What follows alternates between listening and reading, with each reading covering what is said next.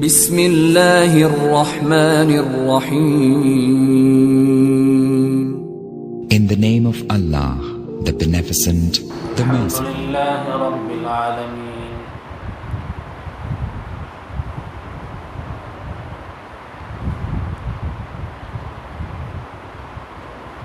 اعوذ باللہ من الشیطان الرجیم. بسم اللہ الرحمن الرحیم. ولا يحسبن الذين يبخلون بما آتاهم الله من فضله هو خير لهم بل هو شر لهم سيطوقون ما بخلوا به يوم القيامة ولله ميراث السماوات والأرض والله بما تعملون خبير. صدق اللہ العظیم. محترم بزرگوں اور دوستو، میں نے آپ حضرات کے سامنے ایک آیت تلاوت کی ہے جس کا ترجمہ یہ ہے. اللہ تعالیٰ فرماتے ہیں وہ لوگ جو کنجوسی کرتے ہیں، بخل کرتے ہیں، اس مال میں جو اللہ نے ان کو اپنے فضل سے دیا ہے، وہ ہرگز یہ نہ سمجھیں کہ یہ کنجوسی، یہ بخل ان کے لیے بہتر ہے. بل ہوا شر لہم، بلکہ یہ کنجوسی، یہ بخل ان کے لیے شر ہے، برا ہے. سیطوقون ما بخلوا به یوم القیامہ، جس مال میں انہوں نے کنجوسی کی، بخل کیا، وہ مال عنقریب توق بنا کر ان کی گردن میں پہنایا جائے گا قیامت کے دن. وَلِلَّهِ مِيرَاثُ السَّمَاوَاتِ وَالْأَرْضِ، آسمان اور زمین کی میراث اللہ ہی کے لیے ہے. وَاللَّهُ بِمَا تَعْمَلُونَ خَبِيرٌ، اللہ تعالیٰ تمہارے کاموں سے باخبر ہے، اللہ تعالیٰ تمہارے اعمال سے باخبر ہے، تمہارے ایک ایک عمل کی خبر رکھتا ہے.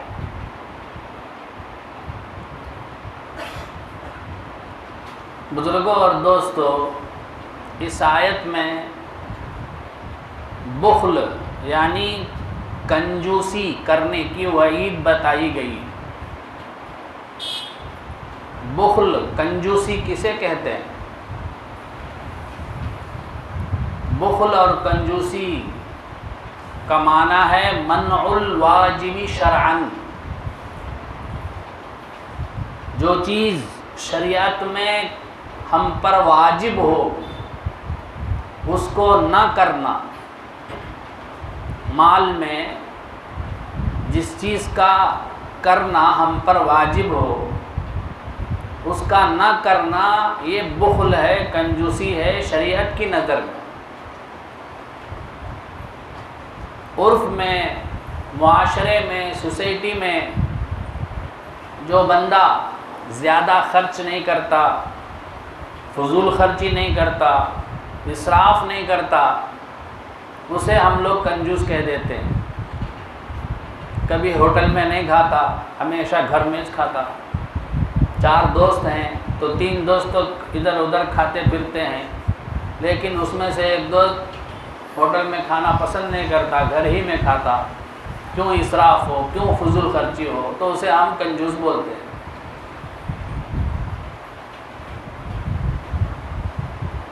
ٹرین میں سفر کرتا ہے، اے سی کوچ میں سفر کرنے کے بجائے معمولی سلیپر کلاس میں جاتا ہے تو اسے کنجوس بول دیتے ہیں.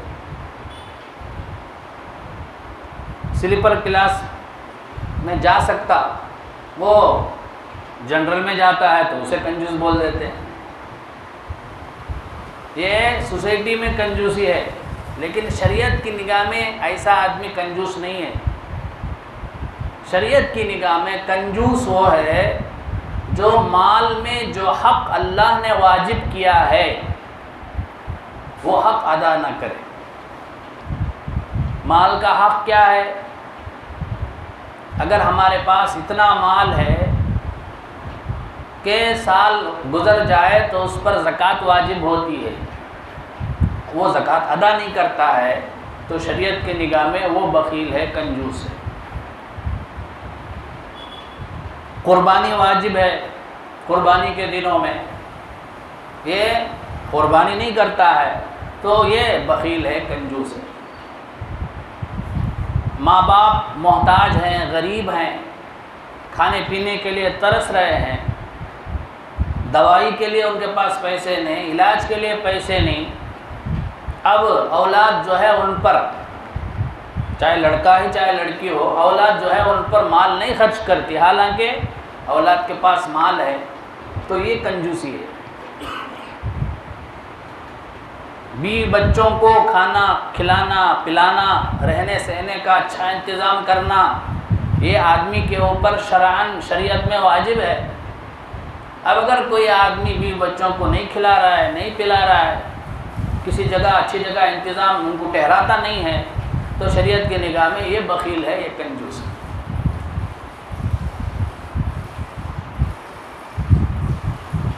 تو بزرگوں اور دوستو، جہاں اللہ نے مال خرچ کرنے کا حکم دیا ہو وہاں خرچ نہ کرے تو ایسا آدمی کنجوس ہے، بخیل ہے شریعت کی نگاہ۔ ایسے آدمی کے لیے اس آیت میں وعید اللہ نے بیان فرمائی ہے۔ وہ وعید کیا ہے؟ اس کی وضاحت بخاری شریف کی ایک حدیث سے ہوتی ہے۔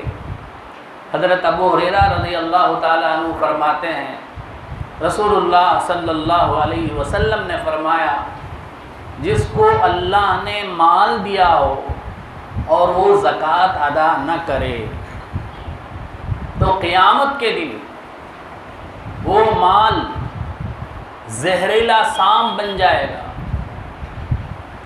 اور وہ اتنا خوفناک ہوگا کہ اس کا سر گنجا ہوگا۔ گنجا بولے تو موٹا، سر میں بال ہی نہیں، تو وہ سانپ کے سر کے اوپر بھی کچھ بھی چمڑا اس کا جو بھی ہوتا ہے وہ کچھ نہیں ہوگا، اور اس کی آنکھوں کے اوپر 2 کالے نقطے ہوں گے، جس کی وجہ سے اور بھی زیادہ خطرناک، دہشتناک، خوفناک نظر آئے گا۔ وہ سانپ اس کے دونوں جبڑوں کو، اوپر نیچے 2 جبڑوں کو اس طرح پکڑے گا اور پکڑ کر کہے گا، انا کنزکا انا مالکا، اے انسان میں تیرا مال ہوں، میں تیرا خزانہ ہوں، جس کی تو نے زکوٰۃ نہیں نکالی، جس میں تو نے مال کا حق ادا نہیں کیا، وہ مال ہوں میں۔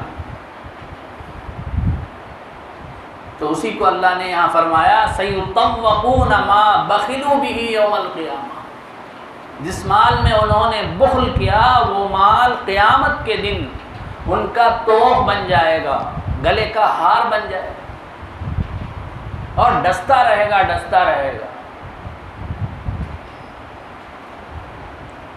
آخرت کا جو سانپ ہے اتنا زہریلا ہوتا ہے کہ ایک مرتبہ زمین پر ڈس دے، قیامت تک وہاں گھاس نہ ہوگی، اتنا زہریلا سانپ زکوٰۃ ادا نہ کرنے والوں کے اوپر مسلط کر دیا جائے گا۔ صرف زکوٰۃ ہی نہیں، قربانی نہیں دینے والا، صدقۃ الفطر ادا نہیں کرنے والا، ماں باپ کا حق ادا نہیں کرنے والا، بیوی بچوں کا حق ادا نہیں کرنے والا، یہ مالدار ہے، اس کے جو رشتہ دار ہیں، قریبی رشتہ دار، بھائی بہن، وہ غریب ہیں، محتاج ہیں، ان پر خرچ نہ کرنے والا، ان پر بھی خرچ کرنا، مالدار ہے تو اس پر واجب ہے، ان پر خرچ نہ کرنے والا وہ بھی بخیل ہے قرآن کے مطابق، شریعت کے مطابق، ایسے آدمی کو بھی یہ سزا ہے۔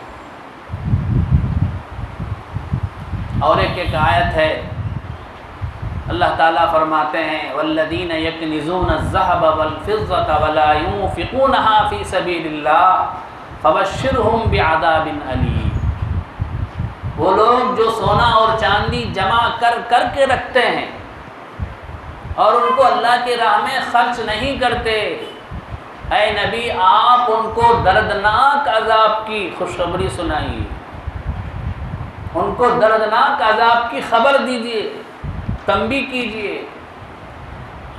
یوم یحمى علیہا فی نار جہنم فتکوی بہا جباہہم وجنوبہم وظہورہم، قیامت کے دن جس سونا اور چاندی کی اس نے زکوٰۃ نہیں نکالی، جس مال کا حق اس نے ادا نہیں کیا، وہ مال کو اللہ تبارک و تعالی جہنم میں تپائیں گے، جہنم کی آگ میں تپائیں گے۔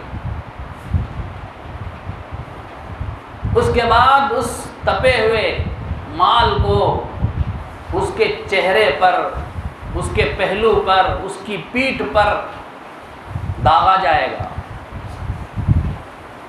جس طرح استری باکس ہے نا، اسے آن کر دیے تو کیا ہوتا؟ گرم ہو جاتا۔ اب اسے جسم پر اگر داغ ہے تو کیا ہوگا؟ ہمارا چمڑا جل جائے گا۔ اسی طرح قیامت کے دن جو سونا چاندی اس نے جمع کیا اس سب کو آگ کے اندر تپایا جائے گا اور اس کے ذریعے سے اس کے بدن پر اس کو داغا جائے گا اور کہا جائے گا ھذا ما کنزتم لانفسکم، یہ وہ مال ہے جسے تو نے اپنے لیے جمع کیا تھا، فذوقوا، اب مزہ چکھ۔ تو اتنی سخت وعید اللہ نے بیان فرمائی۔ بزرگوں اور دوستو، احادیث میں آتا ہے کہ جس مال کا حق ادا کر دیا جاتا ہے، زکوٰۃ برابر 1 سال ہونے پر نکال دی جاتی ہے، قربانی ہر سال ادا کی جاتی ہے، صدقۃ الفطر نکالا جاتا ہے، بیوی بچوں کا حق ادا کیا جاتا ہے، ماں باپ کا حق ادا کیا جاتا ہے، رشتہ داروں کا حق ادا کیا جاتا ہے، تو ایسا مال اللہ کی حفاظت میں آ جاتا ہے۔ اللہ تعالیٰ ایسے مال کی خاص حفاظت کرتے ہیں۔ اس کے برعکس جس مال کا حق ادا نہیں کیا جاتا، زکوٰۃ نہیں نکالی جاتی، اس سے قربانی ادا نہیں کی جاتی، بیوی بچوں کا حق ادا نہیں کیا جاتا، ماں باپ کا حق ادا نہیں کیا جاتا، ویسا مال برباد ہو جاتا ہے۔ حدیث پاک میں آتا ہے کہ روزانہ صبح کے وقت سورج جب نکلتا ہے تو 2 فرشتے یہ دعا کرتے ہیں، اللہم اعطی منفقا خلفا، اے اللہ تیرے راستے میں خرچ کرنے والے کو نعم البدل عطا فرما، جتنا وہ خرچ کیا ہے اس سے بھی بہترین اس کو مال عطا فرما، اس کا بدلہ عطا فرما، اس کا صلہ عطا فرما۔ روزانہ فرشتہ دعا کرتا ہے، اور ایک فرشتہ یہ بد دعا کرتا ہے، اللہم اعطی ممسکا تلفا، اے اللہ جو بندہ مال کو روک کر رکھا ہے، مال کا حق ادا نہیں کر رہا ہے، اے اللہ اس کے مال کو تو برباد کر دے، اس کے مال کو تو تباہ کر دے، ستیہ ناش کر دے۔ روزانہ ایک فرشتہ یہ بھی بد دعا کرتا ہے۔ اس لیے بزرگوں اور دوستو، مال کا حق ادا نہیں کریں تو وہ مال پتہ ہی نہیں چلتا ہمیں کیسے ضائع ہوگا۔ اچانک ایسی بیماری آ جاتی ہے کہ اس میں ہزاروں روپے خرچ ہو جاتے ہیں، لاکھوں روپے خرچ ہو جاتے ہیں، کبھی بچہ بیمار ہو جاتا، کبھی بیوی بیمار ہو جاتی، کبھی ماں بیمار ہو جاتی، اب اس میں لاکھوں روپے چلے جاتے ہیں۔ یہ سب کے سب مال کا حق ادا نہ کرنے کی سزا ہے، مال کا حق ادا نہ کرنے کی وجہ سے ہے، ہمیں احساس نہیں ہوتا، ہمیں اس کا احساس نہیں ہوتا۔ سورۃ القیامہ تبارک الذی جو پارہ ہے اس کے اندر سورۃ القیامہ ایک سورت ہے، اس میں اللہ نے ایک واقعہ بیان کیا ہے کہ ایک باغ تھا، اس کا ایک باغ تھا، پھلوں کا باغ۔ اس کی عادت تھی جب بھی باغ میں پھل نکلتے تو آس پاس رہنے والے سارے غریبوں کو، مسکینوں کو بلا کر ان کو پھل دیتا تھا۔ سارے مساکین خوش رہتے تھے، غریب خوش رہتے تھے۔ اچانک اس آدمی کا انتقال ہو گیا، تو اب اس باغ کے وارث اس کے بچے ہو گئے، اس کے بیٹے ہو گئے، اور انہوں نے دیکھا کہ باپ تو ہر سال ہر فصل کے موقع پر اتنا پھل غریبوں کو دے کر، مسکینوں کو دے کر ضائع کر دیتا ہے، اب کی بار ہم کیا نہیں کریں گے، غریبوں کو مسکینوں کو نہیں دیں گے، راتوں رات ہم سارے پھل کو توڑ کے لے جا کے بیچ دیں گے۔ یہ انہوں نے نیت کی تھی۔ اب اس کے بعد پھلوں کو کاٹنے کا وقت آیا، رات میں انہوں نے پکا ارادہ کر لیا کہ اب ہم جا کے اس کو توڑ دیں گے، اس سے پہلے کہ وہاں غریب آئے، مسکین آئے۔ رات کو سو گئے۔ اب صبح سویرے پہنچ کر جب انہوں نے دیکھا تو باغ میں پھل ہی نہیں ہے، سب غائب۔ تو بعض بھائی کہنے لگے شاید ہم غلط جگہ آ گئے، دوسرے کے باغ کو آ گئے، ہم نے کل دیکھا تھا کہ کل ہمارے باغ میں پھل لٹکے ہوئے تھے، پھل تھے بھرے ہوئے تھے، آج نہیں ہے۔ تو دوسرے بھائیوں نے سوچ سمجھ کر علامتوں کو دیکھ کر کہا کہ یہ ہمارا ہی باغ ہے، راتوں رات اللہ نے کوئی آفت نازل کر دی، کوئی آگ مسلط کر دیا اس پہ، جس کی وجہ سے سارے پھل ضائع ہو گئے، برباد ہو گئے۔ تو بزرگوں اور دوستوں، اس طرح سے مال ضائع ہو جاتا ہے، اس طرح سے مال برباد ہو جاتا ہے جب مال کا حق ادا نہیں کیا جاتا ہے۔ مسلم شریف کی روایت میں ایک واقعہ لکھا ہے، جس مال کا حق ادا کیا جاتا ہے اللہ اس کی کیسے حفاظت کرتے ہیں۔ ایک صاحب جا رہے تھے تو انہوں نے بادل سے آواز کو سنا کہ کوئی بادل کو حکم دے رہا ہے کہ اے بادل، فلاں آدمی کے باغ کو، کھیت کو جاؤ اور وہاں پر پانی برساؤ۔ یہ حکم ہوتے ہی بادل وہاں سے چلنے لگتا ہے۔ تو یہ صاحب جنہوں نے آواز کو سنا وہ بھی اسی بادل کے پیچھے ہو لیے، تو دیکھا کہ ایک کھیت کے پاس ایک آدمی ہے اور وہاں ایک پھاوڑا لے کے باغ میں کام کر رہا ہے، کھیت میں کام کر رہا ہے۔ تو یہ بادل وہاں گیا اور پانی برسایا، بارش برسایا۔ اب یہ شخص کو تعجب ہوا، اس کا کیا عمل ہے، اس کا کتنا بڑا عمل ہے کہ اللہ کو اتنا پسند آ گیا کہ اللہ بادلوں کو اس کے کھیت کی پانی بھرنے کے لیے بادلوں کو حکم دے رہا ہے۔ تو اس نے جا کر اس شخص سے پوچھا، میں نے تیرا نام بادل میں سنا تھا کہ یہی تو تیرا نام ہے؟ اس نے کہا یہی میرا نام ہے۔ پوچھا تیرا کیا عمل ہے، اتنا بڑا عمل کہ جس کی وجہ سے تیرا نام لے کر بادلوں کو کہا جا رہا ہے کہ فلاں کے باغ میں پانی ڈالو، بہاؤ، تمہارا اتنا بڑا عمل کیا ہے؟ تو اس شخص نے کہا کہ میں زیادہ کوئی عمل نہیں کرتا، جب بھی میرے کھیت میں فصل نکلتی ہے، پیداوار ہوتی ہے، تو میں اس کے 3 حصے کرتا ہوں۔ ایک حصہ غریبوں میں بانٹ دیتا ہوں، اور ایک حصہ اسی کھیت پر دوبارہ پیداوار کے لیے، کھیتی باڑی کے لیے لگاتا ہوں، اور ایک حصہ اپنے گھر والوں پہ خرچ کرتا ہوں۔ یہی میرا عمل ہے۔ بزرگوں، یہ سچا واقعہ ہے، ایسے ہی قصے کہانی کو کتاب نے، بلکہ مسلم شریف کی حدیث میں۔ تو اس طرح اللہ حفاظت کرتے ہیں۔ اس سے پہلے بھی میں نے شاید بتایا ہوگا، حضرت مولانا شیخ زکریا رحمۃ اللہ علیہ کی ایک کتاب ہے آپ بیتی بول کے۔ آپ بیتی کے معنی ہے اپنے بارے میں لکھی ہوئی کتاب، اپنی سرگزشت، اپنے حالات جس کتاب میں لکھے ہوئے ہوں اس کو اردو میں آپ بیتی بولتے ہیں۔ تو ایسی ایک کتاب حضرت شیخ الحدیث زکریا رحمۃ اللہ علیہ کی ہے۔ تو اس میں حضرت نے واقعہ لکھا ہے کہ جب یہاں انگریزوں کی حکومت تھی تو انگریزوں کے بہت سے व्यापार थे, तिजारतें थी, उनके गुडौन होते थे جس میں بہت سارا مال جمع رہتا تھا، اور ان انگریزوں کے پاس مسلمان ملازمت کرتے تھے، کام کرتے تھے۔ ایک مرتبہ ان گڈونوں کے پاس زبردست آگ لگ گئی، سارے گڈون جل رہے تھے، تو ایک انگریز جس کا جو ملازم وہاں تھا وہ بھاگ کر اپنے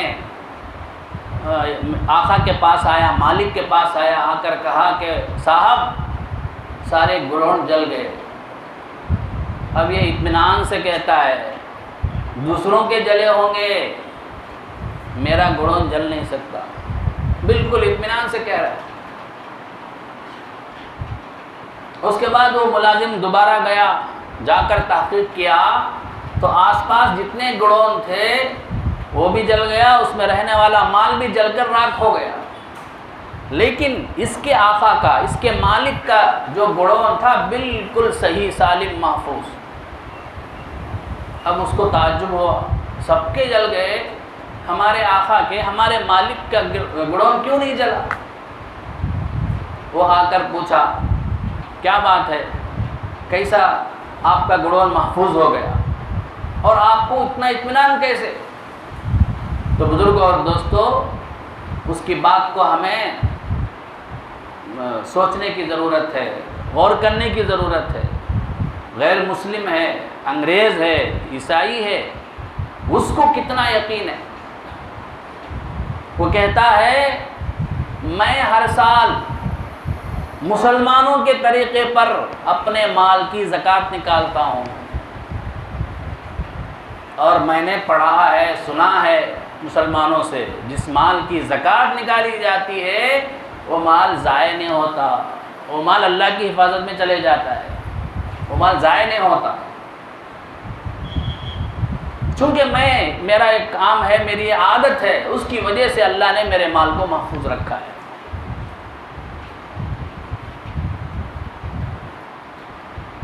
اور ایک واقعہ، مکافات عمل نامی ایک کتاب ہے، اس میں ایک واقعہ لکھا ہے۔ محمد ابن یوسف رحمۃ اللہ علیہ کہتے ہیں میں ابو سنان رحمۃ اللہ علیہ سے ملنے کے لیے گیا، ان کے علاقے کو گیا، تو ابو سنان رحمۃ اللہ علیہ نے کہا کہ ہمارے پڑوسی کا انتقال ہو گیا ہے، چلو ہم جا کے تعزیت کر کے آتے ہیں، ان کے جو بھی رشتہ دار ہیں ان کو تسلی دے کر آتے ہیں۔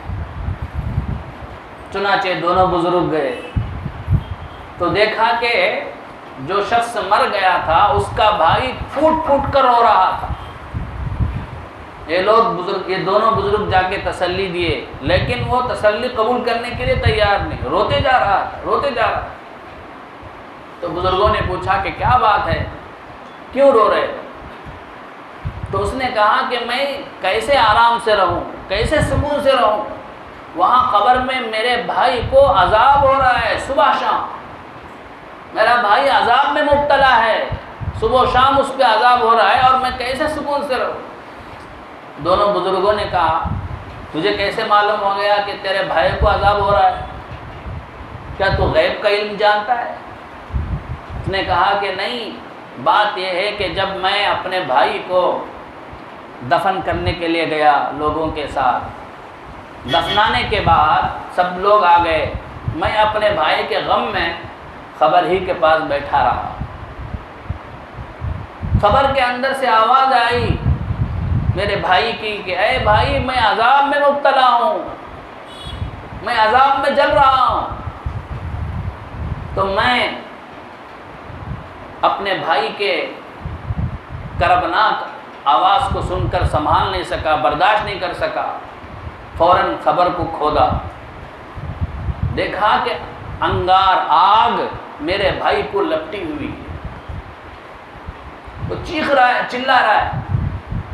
میں اپنے بھائی پر رحم کھاتے ہوئے ہاتھ بڑھایا تو میرا ہاتھ جل گیا۔ اس کے بعد جلدی سے میں مٹی ڈال کر وہاں سے بھاگ کر آ گیا۔ ابھی بھی میرا ہاتھ جل رہا ہے، دیکھا گیا تو اس کا ہاتھ جلا ہوا تھا، کالا ہو گیا تھا جل کر۔ تو دونوں بزرگوں نے پوچھا کیا بات ہے، کیا وجہ ہے کہ تیرے بھائی کو یہ عذاب ہو رہا ہے؟ تو اس نے کہا میرا بھائی نمازیں پڑھتا تھا، روزے رکھتا تھا، نوافل پڑھتا تھا، سب کچھ کرتا تھا، لیکن زکوٰۃ نہیں نکالتا تھا، جس کی وجہ سے یہ عذاب ہو رہا ہے۔ تو بزرگوں نے کہا کہ اللہ نے جو آیت اتاری ہے وَلَا يَحْسَبَنَّ الَّذِينَ يَبْخَلُونَ بِمَا آتَاهُمُ اللَّهُ مِنْ فَضْلِهِ هُوَ خَيْرًا لَهُمْ بَلْ هُوَ شَرٌّ لَهُمْ سَيُطَوَّقُونَ مَا بَخِلُوا بِهِ يَوْمَ الْقِيَامَةِ، وہ عذاب اسے قبر ہی میں ہو رہا ہے۔ اللہ نے بالکل سچ کہا۔ تو بہرحال ان احادیث سے، ان واقعات سے ہمیں پتہ چلا کہ اللہ نے اگر ہمیں مال دیا ہے تو ہمیں یہ دیکھنا ہے کہ اس مال میں کیا حق ہے، میرا کیا حق ہے، ہمارے بیوی بچوں کا کیا حق ہے، ماں باپ کا کیا حق ہے، بہنوں کا کیا حق ہے، بھائیوں کا کیا حق ہے، اور اللہ کا کیا حق ہے۔ سب دیکھ کر اسے برابر ادا کرنا چاہیے، تبھی ہمارا مال محفوظ رہے گا، ورنہ بزرگوں اور دوستوں ہمارا مال ضائع ہو جائے گا۔ کہا جاتا ہے کہ جیسے ہی زکوٰۃ نکال دی جاتی ہے تو مال کا میل دور ہو جاتا ہے، اس کے بعد 1 سال ہونے پر پھر اس میں میل لگ جاتا ہے، پھر دوبارہ اس میل کو نکالنے کے لیے، ختم کرنے کے لیے دوبارہ سال گزرنے پر دوبارہ زکوٰۃ نکالنی پڑتی ہے۔ تو زکوٰۃ نکالنے سے مال کے اوپر جو میل جم جاتا ہے وہ دھل جاتا ہے، وہ ختم ہو جاتا ہے، وہ صاف ہو جاتا ہے۔ اس لیے بزرگوں اور دوستوں، مال کا حق ہمیں مکمل طور پر ادا کرنا چاہیے، اس معاملے میں ہمیں کنجوسی نہیں کرنی چاہیے۔ تو بہرحال ان آیتوں سے ہمیں یہ سبق ملا کہ مال میں جو بھی حق ہے ہمیں اسے برابر ادا کرنا ہے، اس میں غریبوں کا بھی حق ہے، یتیموں کا بھی حق ہے، رشتہ داروں کا بھی حق ہے، ماں باپ کا بھی حق ہے، جتنا ہم سے ہو سکے، جتنی اللہ نے ہمیں طاقت دی ہے، ہمیں قدرت دی ہے، خرچ کر سکتے ہوں تو اسے ضرور خرچ کرنا چاہیے۔ ہاں، یہ اور بات ہے کہ ہمارے اوپر زکوٰۃ ہی واجب نہیں ہے تو پھر تو معاف ہے، ہمارے اوپر زکوٰۃ واجب نہیں ہے، لیکن بہت سے لوگ ایسے ہیں کہ خود سمجھ کر بیٹھے ہیں کہ میرے اوپر زکوٰۃ نہیں ہے، حالانکہ ان کے پاس اتنا مال ہوتا ہے جس کی وجہ سے زکوٰۃ واجب ہو جاتی ہے۔ اس لیے ہم میں سے ہر ایک کو علماء سے پوچھنا چاہیے، مسائل معلوم کرنا چاہیے، اور سال گزرنے پر اپنا جو بھی مال ہے اسے ان کے سامنے پیش کرنا ہے کہ دیکھیے حضرت میرے پاس اتنا مال ہے، بینک میں اتنا پیسہ ہے، بیوی کے پاس اتنا زیور ہے، اب میرے اوپر زکوٰۃ ہے کہ نہیں ہے، واجب ہے کہ نہیں ہے۔ باقاعدہ پوچھ کر اگر واجب ہے تو ضرور نکالنا چاہیے، کوئی زیادہ نہیں ہے، 2.5% ہے بس، 40 روپے میں 1 روپیہ، 80 روپے میں 2 روپیہ، 1 روپے میں 2.5 روپیہ، بہت کم، 2.5%۔ سے پہلے بھی بتایا تھا میں، یہ تو سال میں ہے سوئی 2.5%۔ ہمیں روزانہ بھی جاگو کیا تو بجلی ہے تو دکان میں 18%، 22%، 15% GST دے لو کچھ دیتے نہیں دیتے، روزانہ بھی دینا پڑتا، 4 اڈلی لیے تو اس میں بھی GST رہتا۔ دوا جو انسان کی کتنی ضرورت ہے، دوا کا جا کے دیکھو، دوا کی اس میں بھی GST، وہ سب دے رہے۔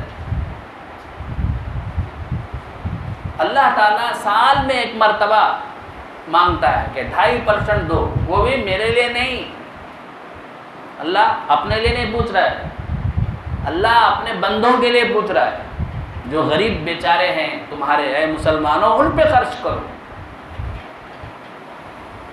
ترد الی فقرائہم تؤخذ من اغنیائہم وترد الی فقرائہم، مالداروں سے لے کر غریبوں میں دیا جائے۔ یہ اللہ کا ہم پر بڑا احسان ہے، بڑا کرم ہے۔ پہلے زمانے میں مال کا حق ادا کرنے کا طریقہ کیا تھا؟ ہمارے پاس جو بھی مال ہے اسے لے جا کے پہاڑ پر رکھ دینا، آسمان سے آگ آ کے جلا دیتی تھی اسے، جلا دیے تو مطلب یہ کہ وہ قبول، اگر نہ جلائے تو قبول نہیں۔ یہی تھا زکوٰۃ نکالنے کا طریقہ، مال کا حق ادا کرنے کا طریقہ۔ اللہ کا کتنا کرم ہے، احسان ہے کہ اللہ تعالیٰ ہمیں کہتا ہے کہ تم زکوٰۃ نکالو، اور وہ کسے دو؟ اپنے ہی مسلمان بھائیوں کو دو، غریب بھائیوں کو دو۔ اگر تمہارے رشتہ دار ہیں تو ان کو دو خاص طور پر، تب ڈبل ثواب ملے گا، ایک تو زکوٰۃ دینے کا، صدقہ دینے کا، اور رشتہ داری کا حق ادا کرنے کا۔ مدارس میں خرچ کرتے ہیں، زکوٰۃ کا مال دیتے ہیں تو وہاں بھی ڈبل ثواب، ایک تو دین کے علم کی خدمت کا اور ایک زکوٰۃ ادا کرنے کا، صدقہ دینے کا۔ تو اللہ تعالیٰ نے ہمارے لیے پورے راستے کھول دیے، تو اللہ کا بڑا احسان ہے، بڑا کرم ہے۔ اس لیے ہمیں دین کے راستے میں دل کھول کر خرچ کرنا چاہیے۔ اگر اللہ نے ہمیں حیثیت دی ہے، مال دی ہے، اس میں کنجوسی نہیں کرنا ہے، اس میں بخل نہیں کرنا ہے۔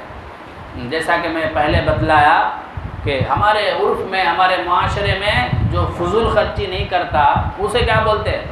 کنجوس کہتے ہیں۔ کنجوس، مکھی چوس کر کو بنا ڈالے، مکھی چوس۔ مکھی چوس کا قصہ معلوم رہے گا نا آپ کو۔ ایک آدمی اتنا کنجوس تھا، کہتے ہیں چائے پیتا تھا، ایک مکھی چائے میں گر گئی، اب وہ اٹھا کو مکھی پھینک ڈالے گا تو وہ مکھی میں ہے نا وہ چائے وہ بیکار ہو جائے، اس لیے سوچا، سوچ کو کیا کرے، وہ مکھی اٹھا کے چوسے، اس کے بعد پھینک ڈالے۔